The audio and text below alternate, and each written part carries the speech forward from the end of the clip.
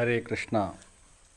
ഇന്ന് date 9 December 2021. നമുക്ക് തുടങ്ങാം. ഓം ശുക്ലാംബരധരം വിഷ്ണും ശിവർണം ദുർഭുജം പ്രസന്നവദനം ധ്യായേ സർവവിഘ്നോപശാന്തി. ഗുരുർബ്രഹ്മ ഗുരുർവിഷ്ണു ഗുരുർദേവോ മഹേശ്വര ഗുരു സാക്ഷാത് പരം ബ്രഹ്മ തസ്മൈ ശ്രീ ഗുരവേ നമഃ. ഗുരവേ സർവലോകാനാം വിഷജീവവിരോഗിണാം നിധിയേ സർവവിദ്യാനാം ദക്ഷിണാമൂർത്തയേ നമഃ. നാരായണം നമസ്കൃത്യ നരം ചൈവ നരോത്തമം ദേവീം സരസ്വതീം വ്യാസം തതോ ജയമുദീരയേത്. കൃഷ്ണം നാരായണം വന്ദേ കൃഷ്ണം വന്ദേ വ്രജപ്രിയം കൃഷ്ണം ദ്വൈപായനം വന്ദേ കൃഷ്ണം വന്ദേ വൃതാസുതം സച്ചിദാനന്ദരൂപായ വിശ്വോത്പത്യാദിഹേതവേ താപത്രയ വിനാശായ ശ്രീകൃഷ്ണായ വയം നമഃ. ഹരേ നാരായണ. ഇന്ന് പാരായണ ഇല്ല, നമുക്ക് തുടങ്ങാം. ഹരേ കൃഷ്ണ. നമ്മൾ ഇന്നലെ ആ 7-ാമത്തെ അധ്യായത്തിൽ ഹരിശ്ചന്ദ്രൻ്റെ കഥ നമ്മൾ പകുതി പറഞ്ഞു നിർത്തേണ്ടായത്. അപ്പോൾ ഇന്ന് ശ്രീ ശുഖബ്രഹ്മർഷി പറഞ്ഞു കൊടുക്കുകയാണ്, ബാക്കി കാര്യങ്ങൾ പറഞ്ഞു കൊടുക്കുകയാണ് പരീക്ഷിത് മഹാരാജാവേ. അതിനുശേഷം പരീക്ഷണങ്ങളൊക്കെ കഴിഞ്ഞതിന് ശേഷം സ്വർഗങ്ങളൊക്കെ പോയി കാണിച്ചതിന് ശേഷം അവർ തിരിച്ചു വന്നിട്ട് ഹരിശ്ചന്ദ്ര മഹാരാജാവ് വലിയ കൊട്ടാരത്തിലൊക്കെ വന്നു. പക്ഷേ ആ മകൻ മരിച്ചു പോയ ദുഃഖം, മകനെ ദഹിപ്പിച്ച് കളഞ്ഞില്ലേ, ആ ദുഃഖം അദ്ദേഹത്തിൻ്റെ മനസ്സിന് അദ്ദേഹത്തിനെയും ഭാര്യയും നന്നായിട്ട് അലട്ടിയിട്ടുണ്ടായിരുന്നു. അതാണ് പറയണത്. അപ്പോൾ അങ്ങനെ കണ്ടപ്പോൾ നാരദ മഹർഷിക്ക് ഭയങ്കര വിഷമായി എന്ന് പറഞ്ഞതാണ്. സാനപത്യോ വിഷണ്ണാത്മ. അങ്ങനെ വിഷമിച്ചിട്ട് ഇങ്ങനെ ഇരിക്കുന്ന ഹരിശ്ചന്ദ്ര മഹാരാജാവിൻ്റെയും ഭാര്യയുടെ അടുത്ത് നാരദസ്യോപദേശിത, നാരദൻ പോയിട്ടൊരു ഉപദേശങ്ങളൊക്കെ കൊടുത്തു. എന്താ പറഞ്ഞു വെച്ചിട്ടുണ്ടെങ്കിൽ, വരുണം ശരണം യാത പുത്രോമേം ജായതാം പ്രഭു. വരുണനെ പോയിട്ട് ഒന്ന് ശരണം പ്രാപിച്ചോളൂ, അങ്ങയ്ക്ക് വരുണൻ എങ്ങനെയും പുത്രൻ തരും എന്ന് പറഞ്ഞിട്ട് ആ നാരദ മഹർഷിയുടെ ഉപദേശപ്രകാരം അദ്ദേഹം ആ വരുണൻ്റെ അടുത്ത് പോയിട്ട് പറഞ്ഞു. എന്താ വെച്ചിട്ടുണ്ടെങ്കിൽ നേരെ പോയിട്ട് വരുണൻ്റെ അടുത്ത് പോയിട്ട് എന്താ പറഞ്ഞത്, യതിവീരോ മഹാരാജ തേനൈവത്വാം യജേ ഇതി തഥേധി വരുണോന്യസ്യ പുത്രോ ജാതസ്തു രോഹിത. അങ്ങ് എനിക്കൊരു പുത്രനെ ഉണ്ടാവാൻ എന്നെ അനുഗ്രഹിക്കണം എന്ന് പറഞ്ഞു. ആരുടെ അടുത്ത്? ഹരിശ്ചന്ദ്രനും ഭാര്യയും പോയിട്ട് വരുണദേവൻ്റെ അടുത്ത് പോയിട്ട് പറഞ്ഞു. അപ്പോൾ ശരി, അവനെ എന്താ ഇപ്പോൾ ഇതിങ്ങനെ എല്ലാവരും എന്തോ ഒരു പരീക്ഷണങ്ങൾ പിന്നെയും കൂടിക്കൊണ്ട് വരല്ലേ. അപ്പോൾ അവനെ യജ്ഞപശു ആക്കിയിട്ട് ഞാൻ അങ്ങയെ ഒരു യാഗം കൊണ്ട് ആരാധിക്കാം എന്ന് പറഞ്ഞു. എന്താ വെച്ചിട്ടുണ്ടെങ്കിൽ ഈ കുട്ടി ഉണ്ടല്ലോ, അവനെ ഞാൻ യജ്ഞപശു ആക്കാം. വരുണനോട് പറഞ്ഞു, നാരദ മഹർഷി പറഞ്ഞു കൊടുത്തിട്ടുള്ളതാണ്. അവിടെ പോയിട്ട് വരുണൻ അങ്ങനെ സമ്മതിക്കൊന്നുമില്ല കേട്ടോ. ചെന്നിട്ടുണ്ടെന്നുണ്ടെങ്കിൽ വരുണനെ സുഖിപ്പിച്ചാൽ മാത്രമേ വരുണൻ കുട്ടികളൊക്കെ തരുള്ളൂ എന്ന് പറഞ്ഞു കൊടുത്തിട്ടുണ്ടായിരുന്നു. നാരദ മഹർഷി പറഞ്ഞു കൊടുത്തിട്ടുണ്ടായിരുന്നു. അവിടെ ചെന്നപ്പോൾ എന്നൊരു പുത്രൻ ഉണ്ടാക്കാമെന്നൊക്കെ അനുവദിക്കണം എന്നൊക്കെ പറഞ്ഞപ്പോൾ അദ്ദേഹം വരുണൻ എന്ന് പറഞ്ഞത് കേട്ടൊന്നുമില്ല, ചിരിച്ചെന്നിരുന്നേ ഉള്ളൂ. അത് കേട്ടിട്ട് അപ്പോൾ എന്തുണ്ടായി വെച്ചിട്ടുണ്ടെന്നുണ്ടെങ്കിൽ, ഇന്നൊരു കാര്യം ചെയ്യുക, ഒരു കണ്ടീഷൻ ഇട്ടു. ഞാൻ ആ കുട്ടി ഉണ്ടാവുകയാണെന്നുണ്ടെങ്കിൽ ഞാൻ ആ കുട്ടീനെ ആ യജ്ഞപശു ആക്കിയിട്ട് ഞാൻ അങ്ങയെ ഒരു യാഗം കൊണ്ട് ആരാധിക്കാം, അങ്ങക്കൊരു യാഗമൊക്കെ തരാം, ഇന്ദ്രന് കൊടുക്കണ മാതിരി അങ്ങക്ക് യാഗമൊക്കെ തരാമെന്ന് വരുന്നത്. അത് കേട്ടപ്പോൾ വരുന്ന സന്തോഷമായി. ശരി, എന്തായാലും ഒരു കുട്ടിയൊക്കെ ഉണ്ടായിട്ടുണ്ടെന്നുണ്ടെങ്കിൽ എനിക്ക് ഒരു യാഗമൊക്കെ കിട്ടുമല്ലോ, എന്നെ അതിൽ എനിക്ക് വേണ്ടിയിട്ടാണല്ലോ യാഗം ചെയ്യണത് എന്നൊക്കെ സന്തോഷിച്ചു എന്നുള്ളതാണ് പറഞ്ഞത്. അപ്പോൾ ഇങ്ങനെ ഹരിശ്ചന്ദ്രൻ വരുണനോട് പ്രാർത്ഥിച്ചപ്പോൾ അതിൻ്റെ ഫലമായിട്ട് ഹരിശ്ചന്ദ്രന്, അതാണ് 9-ാമത്തെ ശ്ലോകത്തിൽ പറയുന്നത്, പുത്രോ ജാതസ്തു രോഹിതൻ എന്ന് പറഞ്ഞിട്ടുള്ള ആ ഒരു പുത്രൻ ഉണ്ടായി എന്നുള്ളതാണ് ആ പറഞ്ഞതിൻ്റെ അർത്ഥം. രോഹിതൻ പറഞ്ഞ പുത്രൻ ഉണ്ടായി ആ വംശം നിലനിർത്താൻ വേണ്ടിയിട്ട്. അപ്പോൾ കുഞ്ഞൊക്കെ ജനിച്ചപ്പോൾ വരുണൻ പറഞ്ഞു, അതേ കാര്യമൊക്കെ ശരി, നീ വാക്ക് തന്നിട്ടാണ് എനിക്ക് യജ്ഞപശു ആക്കാം, എന്നിട്ട് യാഗം ചെയ്യാന്നൊക്കെ പറഞ്ഞിട്ടാണ് യാഗം ചെയ്യാന്നൊക്കെ പറഞ്ഞു, നീ എന്താ ഇപ്പോൾ ഒന്നും മിണ്ടാതിരിക്കണത്, കുട്ടി ഉണ്ടായില്ലേ. അപ്പോൾ ഹരിശ്ചന്ദ്രൻ എന്താ ചെയ്ത് വെച്ചിട്ടുണ്ടെന്നുണ്ടെങ്കിൽ 10-ാമത്തെ ശ്ലോകത്തിൽ പറയണത്, ജാതസ്വതോ ഹ്യനേനാങ്ക മാം യജസ്വേദി സ്വബ്രവീത് യഥാ പശുർ നിർദ്ദിശ സാ സ്യാത് അഥ മേധ്യോ ഭവേദ് ഇതി എന്നാണ് പറഞ്ഞത്. അപ്പോൾ എന്താ പറഞ്ഞിട്ടുണ്ടെങ്കിൽ, അതേ ഹരിശ്ചന്ദ്ര, എന്താപ്പോൾ പുത്രനൊക്കെ ജനിച്ചു, ഇനി എന്നെ യജ്ഞപശുവിനെ ആക്കിയിട്ട് ആ കുട്ടീനെ യജ്ഞപശുവിനാക്കിയിട്ട് എന്നെ യജിക്കൂ, എനിക്ക് തരാൻ പറഞ്ഞില്ല, അതൊക്കെ തരൂ എന്നൊക്കെ പറഞ്ഞു. അപ്പോൾ എന്താ പറഞ്ഞിട്ടുണ്ടെങ്കിൽ ഹരിശ്ചന്ദ്രൻ തൊഴുതും കൊണ്ട് വരുണനോട് പറഞ്ഞു, അതേ ഭഗവാനെ അങ്ങ് ഇത്രയല്ലേ ഉണ്ടായുള്ളൂ വെച്ചിട്ടുണ്ടെങ്കിൽ ആ 10 ദിവസമായിട്ടില്ലേ ഉള്ളൂ. അത് പറഞ്ഞ് 10 ദിവസം കഴിഞ്ഞിട്ട് ഇപ്പം ജനിച്ചല്ലേ ഉള്ളൂ, ആ യജ്ഞപശുവായ കുട്ടി 10 ദിവസം കഴിഞ്ഞിട്ട് ഞാനൊന്ന് കണ്ടോട്ടെ, ആ യാഗത്തിന് ശുദ്ധനായിട്ടൊക്കെ തീരുള്ളൂ. എന്തായാലും പ്രസവിച്ച് കഴിഞ്ഞിട്ടുണ്ടെന്നുണ്ടെങ്കിൽ 10 ദിവസം കഴിഞ്ഞാൽ ശുദ്ധനായിട്ട് തീരുള്ളൂ.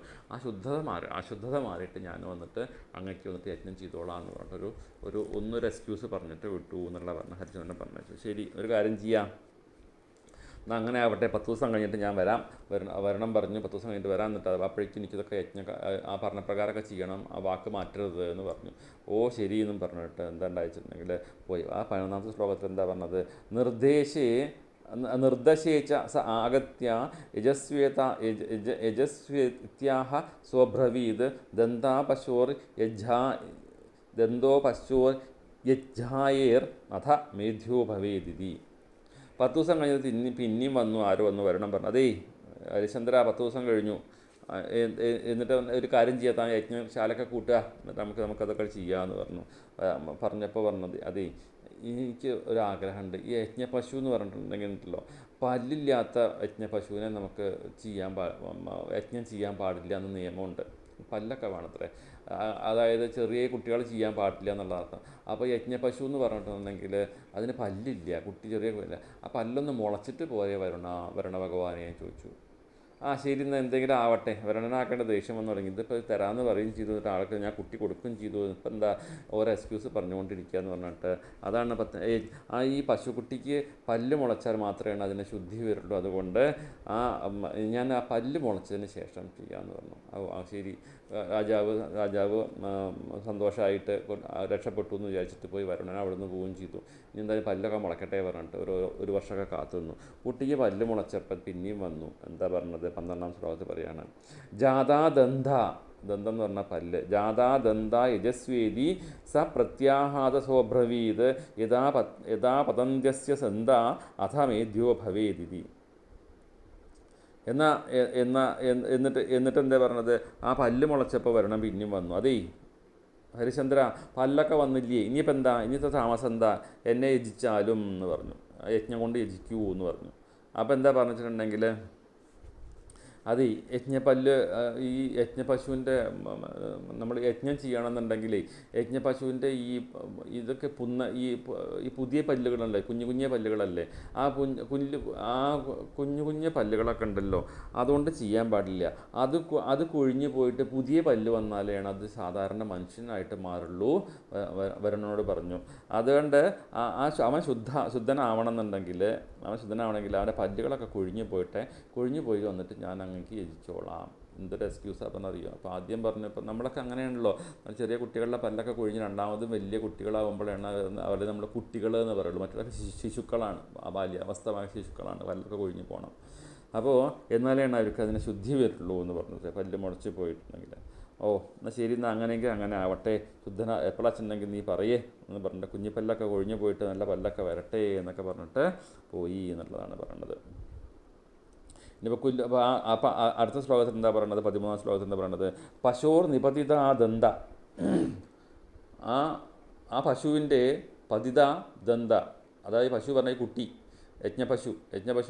യജ്ഞപശുവിൻ്റെ ആ പല്ല് നിപതിത കൊഴിഞ്ഞു വീണു.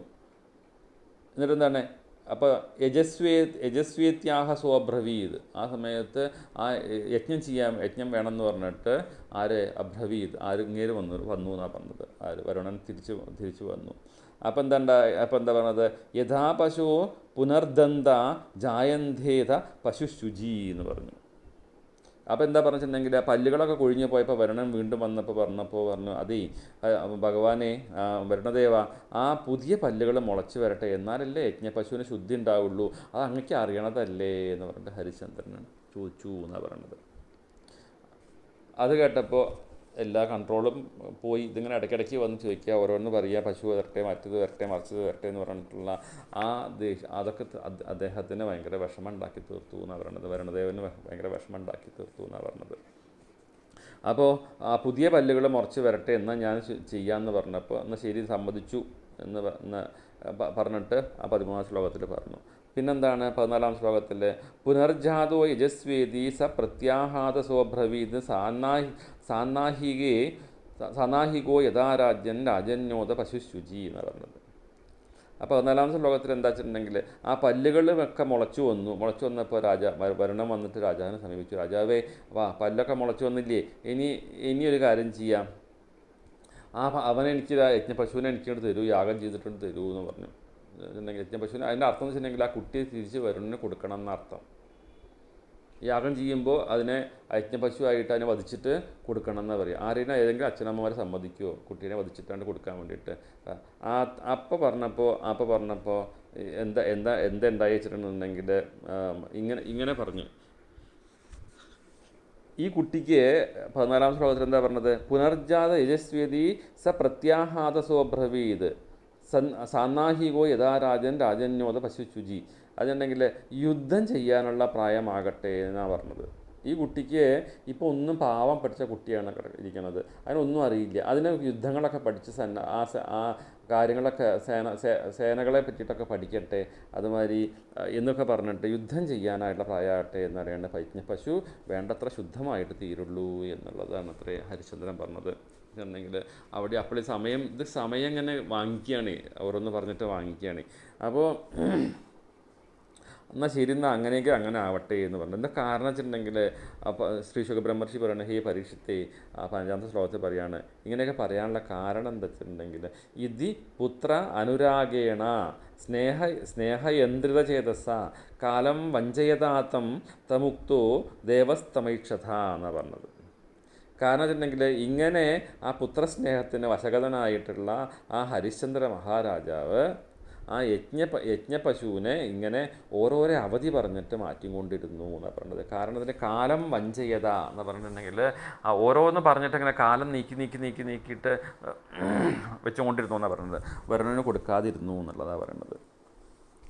പിന്നെന്താ ഉണ്ടായത്? അതിനുശേഷം എന്താ ഉണ്ടായത്? അടുത്ത ശ്ലോകത്തിൽ എന്താ പറയുന്നത്? രോഹിസ്തത് അവിജ്ഞായ വിദു കർമ്മചികീർഷിതം പ്രാണപ്രേപ്സുർ ധനുഷ്പാണിം അരണ്യം പ്രതിപദ്ധ്യത. അപ്പോൾ യുദ്ധം ചെയ്യാനുള്ള പ്രായമായിട്ടൊക്കെ കുട്ടിയൊക്കെ ഒന്നാണ്ട് വലുതായപ്പോൾ വരുണം വന്നു. വരുണന് ഇടയ്ക്കിടയ്ക്ക് ഇങ്ങനെ വരുന്നുണ്ട്. കുട്ടി ഇങ്ങനെ ചെറുപ്പത്തിലായിട്ട് കാണുന്നുണ്ട്. ഒരാൾ വരുന്നുണ്ട്, അച്ഛൻ ഓരോന്ന് എക്സ്ക്യൂസ് പറഞ്ഞേക്കുന്നുണ്ട് എന്നൊക്കെ രോഹിത് സവൻ എന്ന് പറഞ്ഞിട്ടുള്ള മകൻ കണ്ടുകൊണ്ടിരിക്കുന്നുണ്ട്. പല്ല് മുളയ്ക്കുമ്പോഴും ഇയാൾ വന്നു, പിന്നെ പല്ല് മുളച്ചപ്പോഴും വന്നു, പിന്നെയും സംസാരങ്ങൾ, പിന്നെ യുദ്ധമൊക്കെ പഠിക്കട്ടെ എന്ന് പറഞ്ഞു. ഇങ്ങനെയൊക്കെ ഈ കുട്ടി കേട്ടുകൊണ്ടിരിക്കുന്നുണ്ട്. അതാ പറഞ്ഞത്, ആ യൗവന പ്രാരംഭമായതുകൊണ്ടുണ്ടല്ലോ, അതാ പറഞ്ഞത്. രോഹിതസ്തത് അഭിജ്ഞായ പിതുർ കർമ്മചികീർഷിതം. ആ പിതാവിൻ്റെ കർമ്മങ്ങൾ ഇങ്ങനെ നോക്കിക്കൊണ്ടിരിക്കുകയാണ്. എന്താ ഈ ഇടയ്ക്കിടയ്ക്ക് ഇങ്ങനെ ഇയാൾ വരുന്നുണ്ടല്ലോ, വരുന്നുണ്ടല്ലോ, ചോക്കിനുണ്ടല്ലോ എന്നങ്ങനെ നോക്കിക്കൊണ്ടിരിക്കുകയാണ്. ഇത് കാര്യം മനസ്സിലായി, ഇത് എനിക്കിട്ടുള്ള പണി തരാനാണ് എന്നുള്ളത് മനസ്സിലായി. എന്നെ കൊല്ലാനുള്ള പരിപാടിയുടെ മുകളിലാണ്, തന്നെ യജ്ഞപശുവായിട്ടാണ് ഇപ്പം എൻ്റെ അച്ഛനെ വളർത്തിക്കൊണ്ട് വരുന്നത് എന്നുള്ളത് ആ കുട്ടിക്ക് മനസ്സിലായി എന്നാണ് പറഞ്ഞത്. അതാണ് പ്രാണപ്രേപ്സുർ ധനുഷ്പാണി. എന്താ അദ്ദേഹം ചെയ്തു വെച്ചിട്ടുണ്ടെങ്കിൽ തന്നെ എന്തായാലും യാഗം ചെയ്തിട്ട് തന്നെ കൊല്ലും എന്ന് മനസ്സിലായതുകൊണ്ട് ആ രോഹിതൻ വില്ലും ശരങ്ങളൊക്കെ എടുത്തിട്ട്, അതാണ് പ്രാണപ്രേപ്സു, ആ പ്രാണൻ പോകുന്നുള്ളത് പേടിച്ചും കൊണ്ട് എന്തുണ്ടായ ധനുഷ്പാണിയും ആ വില്ലും അമ്പും വില്ലൊക്കെ എടുത്തിട്ട് അരണ്യം പ്രതിപദ്ധ്യത, അവിടുന്ന് ആരോടും മിണ്ടാതെ, യാത്ര പോലും പറയാതെ വനത്തിലേക്ക് ഒരു മുങ്ങി എന്നാണ് പറയണത്. ഉഷാറായില്ലേ? ഇപ്പോൾ അച്ഛൻ്റെ അടുത്തുനിന്ന് അതാണ് ഈ കുട്ടിക്ക് വിവരം വെച്ചപ്പോൾ കുട്ടി ഇത് ആരോടും പറയാതെ അവിടുന്ന് പോയി എന്നാണ് പറഞ്ഞത്. ഇത് കേട്ടപ്പോൾ അടുത്ത ശ്ലോകത്തിൽ എന്താ പറയണത്? പിതരം വരുണഗ്രസ്തം ശ്രുത്വാ ജാതമഹോദരം രോഹിതോ ഗ്രാമമേയായ തമേന്ദ്ര പ്രത്യക്ഷേതത. ഇതാണ്ട് കണ്ടപ്പോൾ കുട്ടിയോട് ഓടിപ്പോയപ്പോൾ എന്തുണ്ടായിട്ടുണ്ടെങ്കിൽ വരുണനാണ് കോപിച്ചു എന്നാണ് പറയണത്. വരുണനെ കോപിച്ചിട്ട് എന്തുണ്ടായേ, ഈ ജാതമഹോദരം എന്ന് പറഞ്ഞിട്ടുള്ള അസുഖം ആരൊക്കെ ഹരിചന്ദ്രന് പിടിപെട്ടു. നിനക്ക് ഇനി ഭക്ഷണം കഴിച്ചൊന്നും നമുക്ക് ഇറക്കാൻ പറ്റില്ല പറഞ്ഞിട്ടുള്ള ഒരു മഹോദരം പറഞ്ഞിട്ടുള്ളൊരു അസുഖം. അതാണ് പറയണത് പിതരം വരുണഗ്രസ്തം. വരുണനെ വന്ന് ഇങ്ങനെ ആ കുട്ടീനെ പോയത് അറിഞ്ഞ് ശ്രുത്വം ജാതമഹോദരം, ഒരു ഉദരരോഗം പിടിപെട്ടു. ആരൊക്കെ? ഈ വരുണം കോപിച്ചത്, പിന്നെ അവിടെ ഇനി എൻ്റെ കുട്ടീനെ കിട്ടാൻ പോകണില്ല, കുട്ടിയൊക്കെ പോയില്ലേ, നിനക്ക് ഇനി എല്ലാ കാലം ഉദരരോഗം വന്നിട്ട് മഹോദരം പറഞ്ഞിട്ട് രോഗം പിടിപെട്ടട്ടെ പറഞ്ഞിട്ട് എന്തുണ്ടായി, ശപിച്ചു പോയി എന്നാണ് പറഞ്ഞത്. ശപിച്ചിട്ട് മരണം ഉണ്ടാണ്ട പോയി. പിന്നെന്തുണ്ടായത്, അടുത്ത അടുത്തതിൽ എന്താ പറഞ്ഞത്, രോഹിതോ ഗ്രാമമേയായ തമീന്ദ്ര പ്രത്യക്ഷേധത. ആ അച്ഛൻ രോഗബാധിതനായി എന്ന് വിവരറിഞ്ഞിട്ട് രോഹിതൻ രാജ്യത്തേക്ക് മടങ്ങാൻ പുറപ്പെട്ടു എന്നാണ് പറഞ്ഞത്. കാരണം വെച്ചിട്ടുണ്ടെങ്കിൽ അച്ഛനെ വയ്യാണ്ടായിട്ടുണ്ടെങ്കിൽ മക്കളൊക്കെ ഇവിടെ ഇരിക്കാൻ പറ്റില്ല.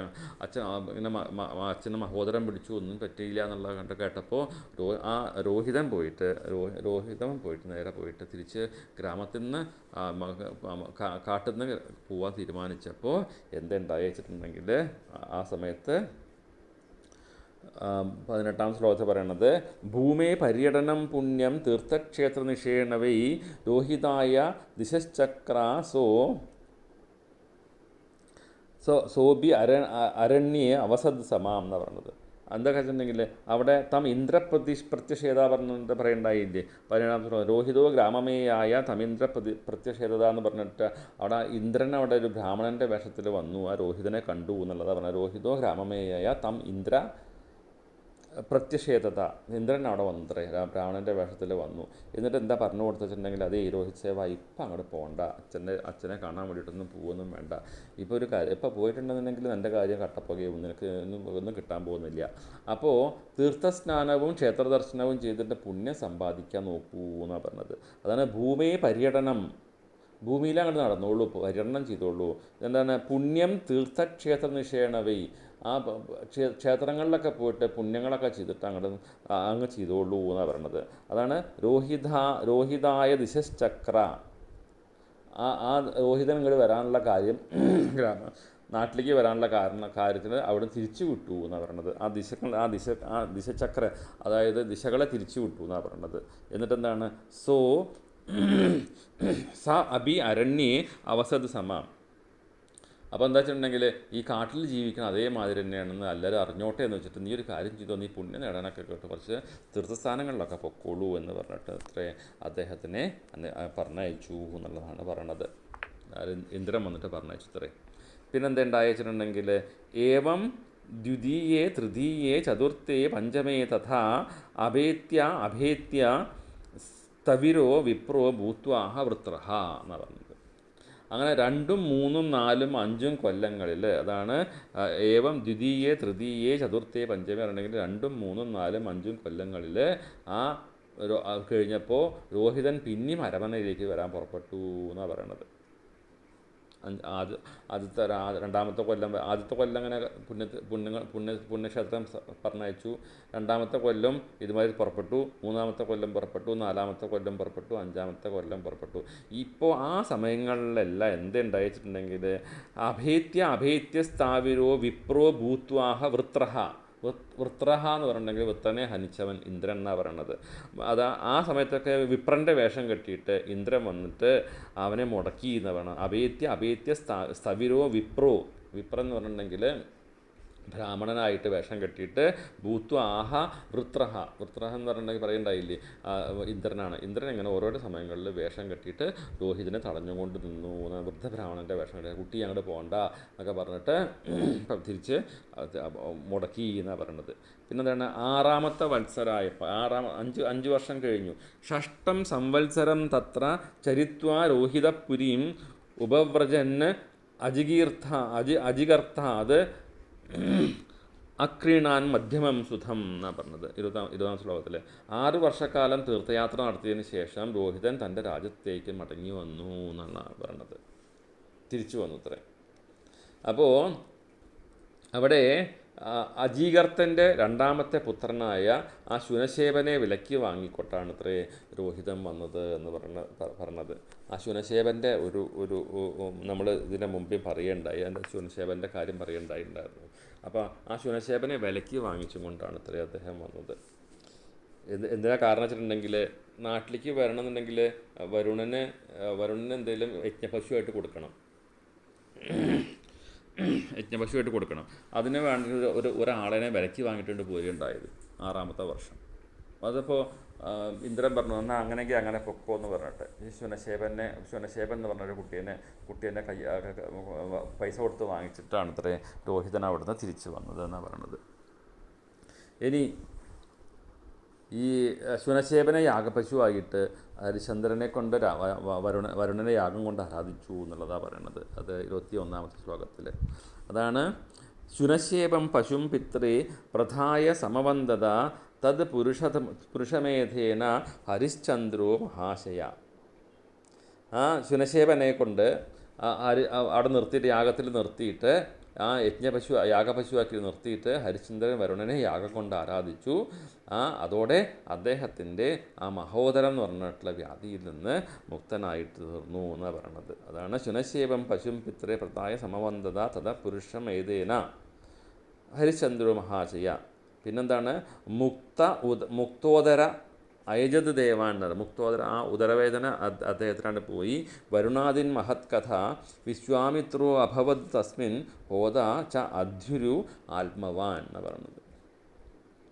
ആ യാഗത്തിൽ വിശ്വാമിത്രൻ ഹോതാവും ജമദഗ്നി അധ്യുരു ആയിരുന്നു എന്ന് പറഞ്ഞത്. വസിഷ്ഠൻ ബ്രഹ്മനും അയാസ്യൻ എന്ന് പറഞ്ഞത് സാമകനുമായിരുന്നു എന്നാണ് പറയണത്. അതാണ് പറയണത് വിശ്വാമിത്ര അഭവത് തസ്മിൻ ഹോതാ ച അധ്യുരു ആത്മവാൻ എന്നാണ് പറയണത്. പിന്നെന്താ 23-ാമത്തെ ശ്ലോകത്തിൽ പറയണത് എന്താ വെച്ചിട്ടുണ്ടെങ്കിൽ ജമദഗ്നിരഭൂത് ബ്രഹ്മ വസിഷ്ഠായസ്യ സാമക തസ്മേ തുഷ്ടോ ദദാവിന്ദ്ര ശത കൗംബമയം രഥം എന്ന് പറയണത്. അങ്ങനെ ഇവരൊക്കെ ആയിരുന്നു ഉണ്ടായിരുന്നത്. സ്വർണ്ണരഥമൊക്കെ ഹരിശ്ചന്ദ്രൻ സന്തോഷിച്ചു. ഇന്ദ്രൻ ഇങ്ങനെ യാഗമൊക്കെ ചെയ്തപ്പോൾ ഇന്ദ്രൻ എന്ത് ചോദിച്ചിട്ടുണ്ടെങ്കിൽ ഒരു സ്വർണ്ണരഥം സമ്മാനിച്ചു എന്ന് പറഞ്ഞത്. അതാണ് തസ്മേ തുഷ്ടോ ദദാവ് ഇന്ദ്ര ശാത കൗംബമയം രഥം. സ്വർണം കൊണ്ടുള്ള നല്ലൊരു രഥം അങ്ങോട്ട് സമ്മാനിച്ചു എന്നാണ് പറയണത്. അപ്പോൾ ആ ശുനശേപൻ ഇങ്ങനെ യുദ്ധമൊക്കെ നടത്തിയപ്പോൾ ആ ശുനശേപനെ കൊല്ലുണ്ടായില്ല എന്നുള്ളതാണ് പറയണത്. അടുത്ത് പറയണത് ശുനശേപസ്യ മാഹാത്മ്യം ഉപരിഷ്ടാത് പ്രജക്ഷതേ സത്യസാരാം ധൃതിം ദൃഷ്ട്വാ സഭാരസ്യ ച ഭൂപതേ എന്ന് പറഞ്ഞത്. ഹേ പരീക്ഷിത് മഹാരാജാവേ, ആ ശുനശേപൻ്റെ കഥ ഞാൻ മാഹാത്മ്യം ഉപരിഷ്ടാത് പ്രജക്ഷതേ, ഞാൻ പിന്നൊരിക്കൽ ഞാൻ അങ്ങേക്ക് പറഞ്ഞു തരാം എന്നാണ് പറഞ്ഞത്. ശുനശേപൻ്റെ കഥ ഇത് വരുന്നുണ്ട്. പിന്നെ സത്യസാരാം ധൃതിം ദൃഷ്ട്വാ സഭാരസ്യ ച ഭൂപതേ. എന്നിട്ട് എന്തുണ്ടായിട്ടുണ്ടെങ്കിൽ ആ ഹരിശ്ചന്ദ്രൻ ശുനശേപൻ മരിച്ചില്ല, അദ്ദേഹത്തിൻ്റെ മാഹാത്മ്യം പിന്നെ പറയാമെന്ന് ശ്രീശുക ബ്രഹ്മർഷി പറഞ്ഞതിന് ശേഷം പറയാണ് ആ ഹരിശ്ചന്ദ്രൻ്റെ ആ സർവസ്വത്തെയും അദ്ദേഹം സ്വീകരിച്ചിട്ടും അദ്ദേഹം സത്യനിഷ്ഠയിൽ ഉറച്ചു നിൽക്കുന്നത് കണ്ടിട്ടുള്ള വിശ്വാമിത്രൻ ആ രാജാവിന് ജ്ഞാനോപദേശം ചെയ്തു പോയി എന്നാണ് പറയണത്. കാരണം വെച്ചിട്ടുണ്ടെങ്കിൽ എല്ലാറ്റിനും നേരത്തെ കഥയൊക്കെ നമ്മൾ ഇന്നലെ പറയണ്ടായില്ലേ അദ്ദേഹം ബുദ്ധിമുട്ടുകളിലൊക്കെ അതാ പറഞ്ഞത് വിശ്വാമിത്രോ വൃഷം പ്രീതോ. ഇതൊക്കെ കണ്ടിട്ട് വിശ്വാമിത്രന് വളരെ സന്തോഷമായതിനു ശേഷം ദദോ അവിഹതാം ഗതി എന്ന് പറഞ്ഞാൽ ആർക്കും കിട്ടാത്തതായിട്ടുള്ള സാധനമാണ് ഈ ജ്ഞാനോപദേശം. ആ ജ്ഞാനോപദേശം ചെയ്തങ്ങോട്ട് അനുഗ്രഹിച്ചു വിശ്വാമിത്രൻ രാജാവിന് ജ്ഞാനോപദേശം കൊടുത്ത് അനുഭവിച്ചു. പിന്നെ പൃഥിവ്യാം താം തേജസ് പോലെ നിലയെ തത്ത എന്ന് പറയുന്നത്. അനന്തരം ആ ഹരിശ്ചന്ദ്രൻ എന്താ ചെയ്തിട്ടുണ്ടെങ്കിൽ ആ തൻ്റെ ആ ഇതുണ്ടല്ലോ മനസ്സിനെ പൃഥിവ്യാം എന്നുണ്ടെങ്കിൽ ഭൂമി ആകാശം പറഞ്ഞിട്ടുള്ള ഇതുണ്ടല്ലോ, ഭൂമിയിലും മനസ്സിനെ ഭൂമിയിലാണ് ലയിച്ചു. നമ്മൾ അതായത് എന്താ പറയുക മുക്തി നേടുന്ന ആ ക്രമമുക്തി ഇല്ലേ, അതിനെ പറ്റിയിട്ടാണ് പറയണത്. അതെന്ന് വെച്ചിട്ടുണ്ടെങ്കിൽ ആ മനസ്സിനെ ഭൂമിയിലാണ് ലയിപ്പിക്കുക, ഭൂമിയെ ജലത്തിലാണ് ലയിപ്പിക്കുക, ജലത്തിനെ അഗ്നിയിൽ ജലിപ്പിക്കുക, അഗ്നിയെ വായുവിൽ ലയിപ്പിക്കുക, വായുവിനെ ആകാശത്തിൽ ലയിപ്പിക്കുക, ആകാശത്തെ അഹങ്കാരതത്വത്തിൽ ലയിപ്പിക്കുക, അഹങ്കാരതത്വത്തിനെ മഹത്വത്തിൽ ലയിപ്പിക്കുക, മഹത്വത്തെ ജീവനിലാണ് ലയിപ്പിച്ചു എന്ന് പറയുന്നതാണ് പൃഥിവ്യാം താം അഭിസ്തേജസാപോ അനിലേന തത് എന്നാണ് പറയണത്. പിന്നെന്താണ് ഖേ വായും ധാരയം സച്ച ഭൂതാദോതം മഹാത്മനി തസ്മിൻ ജ്ഞാനകലാം ധ്യാത്വ തയാ ജ്ഞാനം വിനിർദഹൻ എന്നാണ് പറഞ്ഞത്. അങ്ങനെ എല്ലാറ്റിനും അദ്ദേഹത്തിന് ഈ ഹരിശ്ചന്ദ്ര മഹാരാജാവ് ജ്ഞാനം നേടിയിട്ട് എല്ലാറ്റിനെയും അദ്ദേഹം അതുകൊണ്ട് ലയിപ്പിച്ചു എന്നുള്ളതാണ് ആ പറഞ്ഞതിൻ്റെയൊക്കെ ആ കഥയിൽ ഇത് പറയണത്.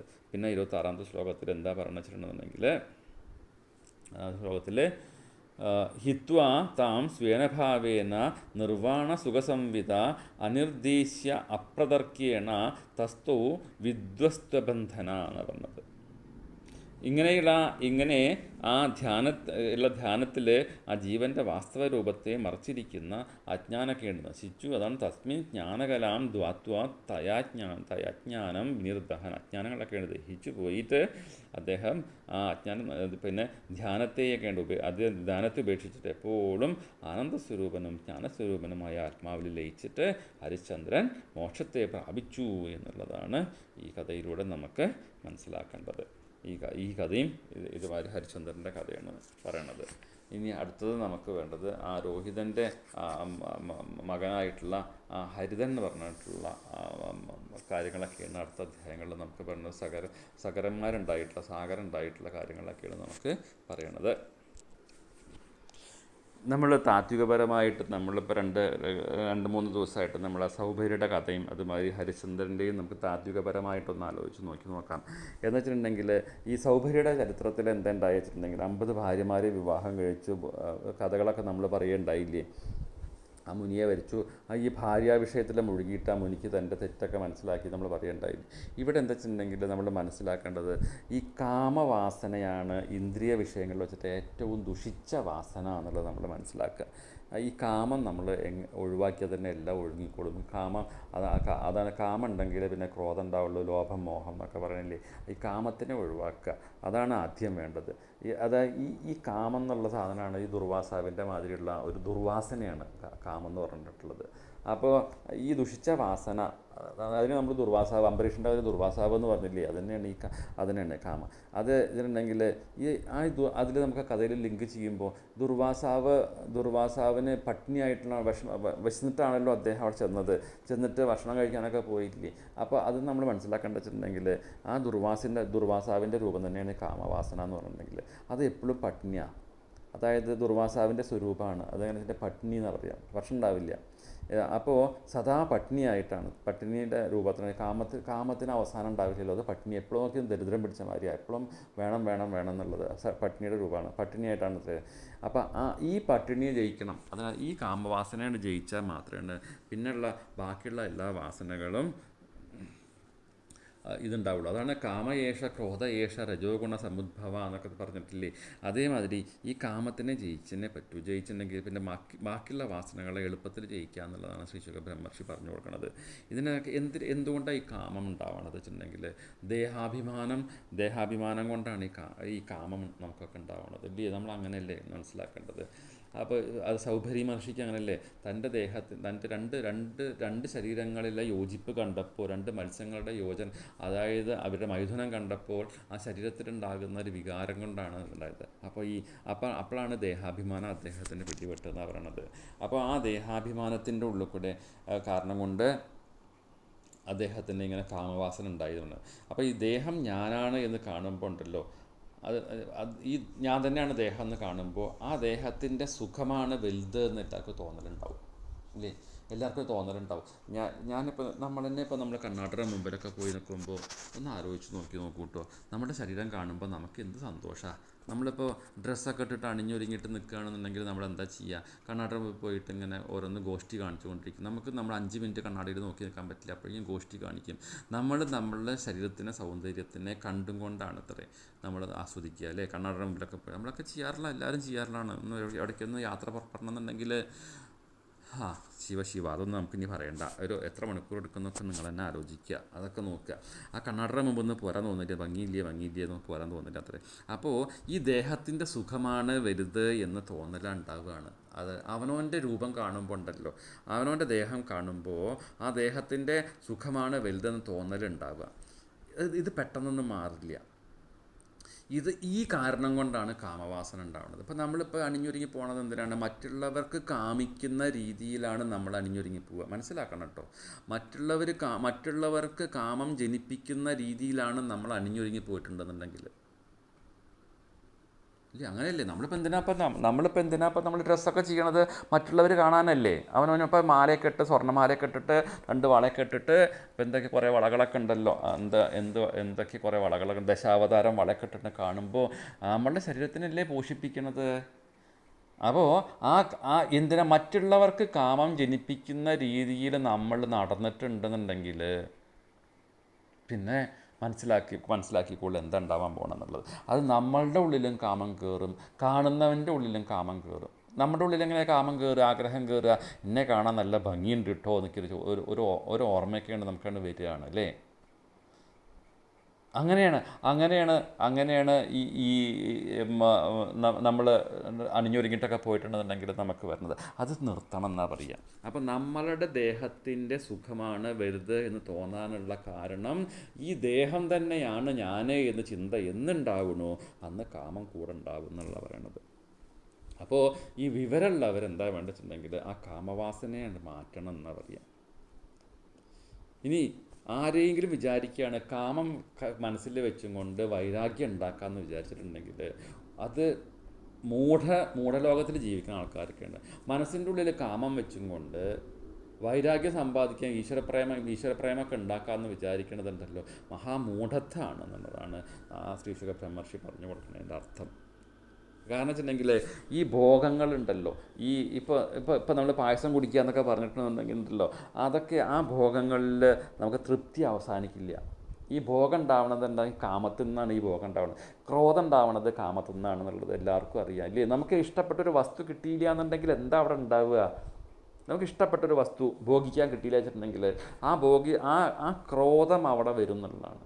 അപ്പോൾ ആ ഭോഗവസ്തുവിനെ നമ്മൾ വേണ്ടാന്ന് വെച്ചിട്ടുണ്ടെങ്കിൽ നമ്മളുടെ ക്രോധം ഉണ്ടാവില്ല, ഒക്കെ അടങ്ങില്ലേ. അപ്പോൾ ആദ്യം നമ്മൾ നിർത്തേണ്ടത് എന്താണ്? നമ്മുടെ ആഗ്രഹങ്ങളെ നിർത്തണം, കാമങ്ങളെ നിർത്തണം എന്നാണ് പറയുക. ഈ ഒരു കാര്യം തന്നെയാണ് കപിലവാസുദേവൻ ദേവഹൂതിക്കും പറഞ്ഞത്. അമ്മേ, കാമവാസനയെ കൺട്രോൾ ചെയ്തിട്ടുണ്ടെന്നുണ്ടെങ്കിൽ എല്ലാറ്റിനും ഇത് വരുന്ന പറയണത്. കാമത്തിനെ കൺട്രോൾ ചെയ്യണം, എന്നാൽ ബാക്കി കാര്യങ്ങൾക്കൊന്നും വലിയ പ്രശ്നം ഉണ്ടാവില്ല എന്നാണ് പറയണത്. അപ്പോൾ ഇനി എങ്ങനെ ഈ പല ആൾക്കാർക്കും എങ്ങനെ ഈ കാമത്തെ ജയിക്കുക എന്ന് പറഞ്ഞിട്ടുള്ള ആ ഒരു ചോദ്യങ്ങളൊക്കെ എല്ലാവരും ചോദിക്കാറുണ്ട്. എങ്ങനെ ഈ കാമത്തെ ജയിക്കാൻ പറ്റുക എന്നുള്ളത്. ഇത് നമ്മളൊരു കാര്യം മനസ്സിലാക്കേണ്ടത്, ഈ കാമികളായിട്ടുള്ള സ്ത്രീ പുരുഷന്മാരുടെ ഇടയിൽ ഇരുന്ന് കാമത്തെ ജയിക്കാൻ സാധിക്കില്ല എന്നുള്ള കഥയാണ് സൗഭരി മഹർഷിയുടെ കഥയിൽ കൂടെ വരുന്നത്. നമ്മൾ മനസ്സിലാക്കേണ്ടത് അവിടെ മീനിൻ്റെ ഭാര്യാഭർത്താക്കന്മാരുടെ കാമങ്ങൾ കാണുക കാരണം കൊണ്ടാണ് സൗഭരി മഹർഷിക്ക് ഇത്രയും അജ്ഞാനം വർദ്ധിച്ചു കയറിയത്. എന്നാൽ അതേ സൗഭരി മഹർഷി തന്നെ ആ കാമങ്ങളിലൊക്കെ അടിമപ്പെട്ടിട്ട് അനുഷ്ഠാനങ്ങളെ കൊണ്ട് ഈ കാമത്തിനെ ജയിച്ചത് കൊണ്ടാണ് അദ്ദേഹത്തിന് മുക്തി കിട്ടിയ കാര്യം നമുക്ക് പറയേണ്ടതായിട്ടുണ്ട് അല്ലേ? ഈ സൗഭരി മഹർഷിയുടെ കഥയിൽ ഋഷുക ബ്രഹ്മർഷി പറയണത് കേവലം ഒരു മത്സ്യത്തിൻ്റെ ക്രീഡ കണ്ടതുകൊണ്ടാണ് മുനിയുടെ കാമവികാരം ഉണർന്നത് എന്നുണ്ടെങ്കിൽ സാധാരണക്കാരൊരു മനുഷ്യൻ്റെ ഗതി എന്താവും എന്നുള്ളതാണ് നമ്മുടെ ഈ കഥയിലൂടെ നമുക്ക് മനസ്സിലാക്കേണ്ടത്. കാരണം വെച്ചിട്ടുണ്ടെങ്കിൽ ഇനി എന്തെങ്കിലും നമ്മൾ ഇതിനൊക്കെ ചെറിയ കുറച്ച് എക്സസൈസുകൾ ചെയ്താൽ മതി. കാരണം വെച്ചിട്ടുണ്ടെങ്കിൽ ആ വിഷയങ്ങളെ ഉണ്ടല്ലോ ആ ദോഷദൃഷ്ടിയിലൂടെ കാണുക. നമ്മൾ എന്തെങ്കിലും കാണുമ്പോൾ ആ കാണുന്ന ദോഷദൃഷ്ടി കൂടെ കാണണം, നല്ല ദൃഷ്ടി കൂടെ കാണരുത്. എന്ത് സാധനത്തിനെ കാണുമ്പോഴും ഇപ്പോൾ ഒരു പൂവ് നിൽക്കുന്നുണ്ട് വെച്ചിട്ടുണ്ടെങ്കിൽ അതിനെ കാണണമെന്നുണ്ടെങ്കിൽ അതിനെ ദോഷദൃഷ്ടിയിൽ നോക്കൂ, ഇങ്ങനെ ആവുമെന്നാണ് പറയണത്. അപ്പോൾ ഈ ഇന്ദ്രിയങ്ങളെ പ്രലോഭിപ്പിക്കുന്ന ഈ സിനിമ, നാടകം, സീരിയല് അതൊക്കെ ഒന്ന് കാണാതിരുന്ന് നോക്കൂ. ആ കാമങ്ങളുടെ ആഗ്രഹങ്ങൾ കുറച്ചൊക്കെ നിൽക്കും. രാത്രികളിൽ അല്പാഹാരം കഴിച്ചു നോക്കൂ. കാരണം വെച്ചിട്ടുണ്ടെങ്കിൽ ഈ കൂടുതൽ കഴിച്ചാലാണ് ആഹാരത്തിൻ്റെ വീര്യം വരുന്നത്. കാമിക്കാനുള്ള വീര്യങ്ങളൊക്കെ വരുന്നത് കൂടുതൽ ആഹാരം കഴിക്കുമ്പോഴാണ് വരുന്നത്. അത് കുറച്ച് നിർത്തിയിട്ടുണ്ടെന്നുണ്ടെങ്കിൽ നമുക്ക് ആഹാരത്തിൽ നിന്ന് കുറച്ച് വീര്യങ്ങളൊക്കെ ഒഴിവാക്കിയിട്ടുണ്ടെങ്കിൽ നമുക്ക് കാമത്തിൻ്റെ കുറച്ച് കുറവുണ്ടാകും. രാത്രികളിൽ ഭക്ഷണം കുറച്ച് കഴിക്കും. പിന്നെ ആഹാരം പാകം ചെയ്യുമ്പോൾ സാത്വിക ഭാവനയോട് കൂടിയിട്ട് ആഹാരം ചെയ്യുക, അതായത് വെജിറ്റേറിയൻ ഭക്ഷണം കഴിക്കുക എന്നുള്ളതാണ് നമുക്ക് മനസ്സിലാക്കേണ്ടത്. പിന്നെ എന്ത് കഴിക്കുമ്പോഴും പണ്ടത്തെ കാലത്തൊക്കെ നമ്മൾ ആഹാരം കഴിക്കുന്നതിന് ഭഗവാൻ അർപ്പിച്ചതിന് ശേഷം കഴിക്കുക. നമ്മളൊക്കെ പണ്ടത്തെ കാലത്തൊക്കെ അമ്മമാർ പറയും, നമ്മൾ ഭക്ഷണമൊക്കെ കഴിക്കുമ്പോൾ ഭക്ഷണം കഴിക്കാതിരിക്കുമ്പോൾ നമ്മൾ അതൊക്കെ ചെല്ലിട്ടൊക്കെയാണ് ഇതൊക്കെ ചെല്ലും. എന്നിട്ട് അത് ഇല്ലെങ്കിൽ ഒരു വറ്റെടുത്തിട്ടെങ്കിലും പുറത്ത് വയ്ക്കും, ഭഗവാന് നിവേദിക്കുക എന്നുള്ള അർത്ഥത്തിൽ നമ്മൾ ചെയ്യാറുണ്ട് അല്ലേ. അപ്പോൾ ആഹാരം കഴിക്കുമ്പോൾ ഭഗവാൻ അർപ്പിച്ചതിന് ശേഷം കഴിക്കാൻ പഠിക്കുക. പിന്നെ എന്താണ്, ഈ ഭക്തനുണ്ടല്ലോ, ഈ ധ്യാന ഭജനാദികളൊക്കെ ഇടയ്ക്കിടയ്ക്ക് ചെല്ലണം. അതായത് ഈ കാമങ്ങളൊക്കെ ഒഴിവായി കിട്ടും. ആത്മധ്യാനം ചെയ്തിട്ടുണ്ടെങ്കിൽ നമ്മുടെ ശരീരത്തിനൊരു, അതായത് ഈ യോഗാഭ്യാസങ്ങളൊക്കെ ചെയ്യുകയാണെന്നുണ്ടെങ്കിൽ നമുക്ക് കാമത്തിനെ ഒതുക്കാൻ പറ്റും. പിന്നെ ഈ അപാനവായുവിനെ നമുക്ക് ജയിക്കേണ്ട ആവശ്യമുണ്ട്. ഈ ഹഠയോഗം കൊണ്ടുണ്ടാക്കുന്ന, അതായത് ഹഠയോഗം എന്ന് പറഞ്ഞിട്ടുണ്ടെങ്കിൽ എന്താ വെച്ചിട്ടുണ്ടെങ്കിൽ ഈ എന്താ പറയുക, പ്രാണായാമം, പ്രത്യാഹാരം എന്നൊക്കെ പറഞ്ഞിട്ടുള്ള കാര്യങ്ങളൊക്കെ ഉണ്ടല്ലോ, ഹഠയോഗങ്ങളൊക്കെ ഉണ്ട്. അതിനൊക്കെ ചെയ്യുമ്പോൾ അപാനവായുവിനെ നമ്മൾ ജയിക്കണം. അപാനവായു എന്ന് പറഞ്ഞാൽ അപാനവായു എന്ന് പറഞ്ഞാൽ പുറത്തേക്ക് തള്ളുന്ന വായു, അതായത് ഭക്ഷണക്രമങ്ങൾ ക്രമീകരിക്കണം എന്നുള്ളതാണ്. നല്ല നല്ല ഭക്ഷണങ്ങൾ മാത്രമേ കഴിക്കാൻ പാടുള്ളൂ. ഇപ്പോൾ ഉരുളക്കിഴങ്ങൊക്കെ കഴിച്ചിട്ടുണ്ടെങ്കിൽ അപാനവായുവിലൊക്കെ പോകാൻ നല്ല ഇതാണ് ഉണ്ടാവുക അല്ലേ. അതേമാതിരി അതൊക്കെ നമുക്ക് ഒഴിവാക്കുക. അതൊക്കെ ഉണ്ടെങ്കിൽ കാമവാസനകൾ കൂട്ടുകയുള്ളൂ എന്നാണ് പറയുന്നത്. പിന്നെ വെച്ചിട്ടുണ്ടെങ്കിൽ ഭാര്യയായിട്ട് ഇരിക്കുമ്പോൾ, ഏകാന്തതയിൽ ഇരിക്കുമ്പോൾ ഉണ്ടല്ലോ, നല്ല സദ്ഗ്രന്ഥങ്ങളൊക്കെ വായിക്കുക. എന്നാൽ ഈ കാമവാസനയെന്നൊക്കെ ഒതുക്കി തീർക്കാം. അതൊന്നും അത്ര എളുപ്പമുള്ള കാര്യമില്ല. പിന്നെ വാനപ്രസ്ഥവും അതുമാതിരി സന്യാസമൊക്കെ സ്വീകരിച്ചിട്ടുണ്ടെങ്കിൽ കാമവാസന കുറയും. ഇപ്പോൾ നമ്മളുടെ തന്നെ ഉദാഹരണത്തിന് ശ്രീരാമകൃഷ്ണ പരമഹംസരും അതുമാതിരി ശാരദാദേവിനെ അമ്മയായിട്ടാണ് കണ്ടിട്ടുണ്ടായിരുന്നതെന്ന് പറയുക. അതെ, ശ്രീരാമ പരമഹംസൻ ശാരദാദേവിനെ അമ്മയായിട്ടാണ് കണ്ടത്. അതുമാതിരി ഭാര്യയെ ഇപ്പം അമ്മയായിട്ട് കാണാമെന്നൊക്കെ പറഞ്ഞിട്ടുണ്ടെങ്കിൽ അത്ര എളുപ്പമുള്ള കാര്യമൊന്നുമല്ല. നാട്ടുകാർ ചിരിക്കുകയൊക്കെ ചെയ്തു എന്നൊക്കെ വരും. അതൊക്കെ വിവാഹിതനായിട്ട് പോലും ആ ബ്രഹ്മചര്യം പാലിച്ചിട്ടുള്ള യോഗിയായിരുന്നു ശ്രീരാമകൃഷ്ണദേവൻ. ഇപ്പോൾ വിവേകാനന്ദൻ സന്യാസിയായിട്ടാണ് ജീവിച്ചത്. അവരെന്താ വെച്ചിട്ടുണ്ടെങ്കിൽ അവരൊന്നും സ്ത്രീകളായിട്ടുള്ള യാതൊരു ബന്ധവുമില്ല. ഭഗവാൻ സ്ത്രീകളെ സൃഷ്ടിച്ചിരിക്കുന്നത് തന്നെ ഈ കാമവാസനയ്ക്ക് വേണ്ടിയിട്ടുള്ളതാണ് സൃഷ്ടിച്ചിരിക്കുന്നത്. പിന്നെ ഈ കാമവാസനകളൊക്കെ ഉണ്ടാവുമ്പോൾ നമുക്ക് ആ ഭഗവാന്റെ നാമങ്ങളൊക്കെ ഉച്ചരിക്കുക എന്നുള്ളതാണ്. ഇതാണ് നമ്മൾ മനസ്സിലാക്കേണ്ടത്. അപ്പോൾ ഈ ഹരിശ്ചന്ദ്രൻ്റെ കഥയിലും നമ്മൾ തന്നെയാണ് പറയണത്, പുത്രന് വേണ്ടിയിട്ടുള്ള ഇച്ഛ തുടങ്ങിയിട്ട്, അവിടെയും പുത്രകാമം ഉണ്ടായിരുന്നത്, പുത്രനെ കാമിക്കുക. പുത്രകാമത്തിനനുസരിച്ച് ഇച്ഛ തുടങ്ങിയിട്ടാണ് അവൻ്റെ സാമീപ്യം ഇല്ലാണ്ട് വരുമ്പോൾ സുഖം ഉണ്ടാവില്ല എന്ന് വിചാരിച്ച് പുത്രൻ്റെ വാസനയിലാണ് മുഴുകിയിട്ട് ആ ജീവന്മാർ കഷ്ടപ്പെടുന്ന കാര്യങ്ങളാണ് ശ്രീശുക ബ്രഹ്മർഷി ആ ഹരിശ്ചന്ദ്രൻ്റെ കഥയെ കൂടെ നമുക്ക്. ഇപ്പോൾ രോഹിത് സവൻ്റെ കാര്യം, പല്ല് മുളയ്ക്കട്ടെ, കാല് മുളയ്ക്കട്ടെ, കൈ മുളയ്ക്കട്ടെ എന്നൊക്കെ പറഞ്ഞില്ലേ, അത് ആ പുത്രസ്നേഹത്തിൻ്റെ കാര്യമാണ് ശ്രീശുക ബ്രഹ്മർഷി പറഞ്ഞു കൊടുത്തിട്ടുള്ളത്. ഇതൊക്കെ കാമത്തിൻ്റെ വാസനകളാണ്. ഇതെല്ലാം ഒരു തരം വാസനയാണ്. അപ്പോൾ ഈ ആരെങ്കിലും എന്തെങ്കിലും കിട്ടുവച്ചിട്ടുണ്ടെങ്കിൽ അത് അവർക്ക് തന്നെ സമർപ്പിച്ചില്ലെങ്കിൽ ഉണ്ടല്ലോ, അവന് ആ തൻ്റേതെന്ന അഹങ്കാരം വർദ്ധിച്ചിട്ട് വിഷയങ്ങളിൽ മുഴുകിച്ചേരും എന്നാണ് ഇതിൽ നിന്ന് നമ്മൾ പഠിക്കേണ്ടത് അല്ലേ. ഇപ്പോൾ വരുണൻ വന്നിട്ട് വരുണൻ കുട്ടിയെ കൊടുത്താൽ കുട്ടി എനിക്ക് തന്നെ വേണമെന്ന് പറഞ്ഞില്ലേ.